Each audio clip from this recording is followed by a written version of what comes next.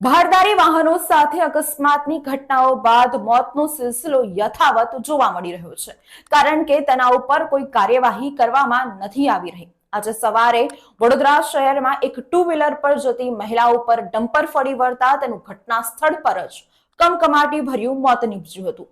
વડોદરા શહેરમાં અનેકવાર એવા સમાચાર આવતા હોય છે કે ભારદારી વાહનોના કારણે માસૂમ લોકોનો જીવ ગયો હોય।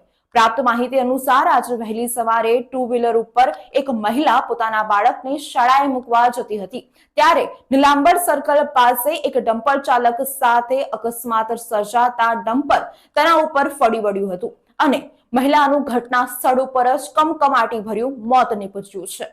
સ્થાનિકો એકત્રિત થઈ ગયા હતા અને બાળક ઇજાગ્રસ્ત મળી આવતા તેને હોસ્પિટલ ખાતે ખસેડવામાં આવ્યું છે। બાળકની હાલત અત્યારે સ્થિર હોવાનું સૂત્રો જણાવી રહ્યા છે, પણ સ્થાનિકોએ આક્ષેપો કર્યા હતા કે ડમ્પર ચાલક નશામાં ધૂત હતો અને તેને ઊભા રહેવાનો પણ હોશ ન હતો।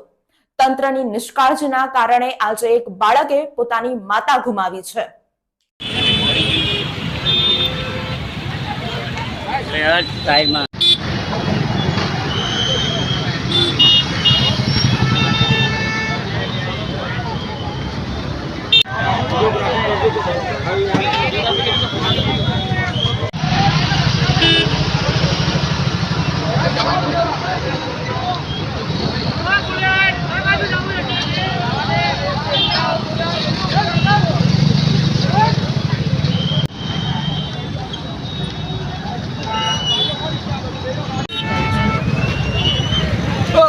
मैडम एक मैडम एक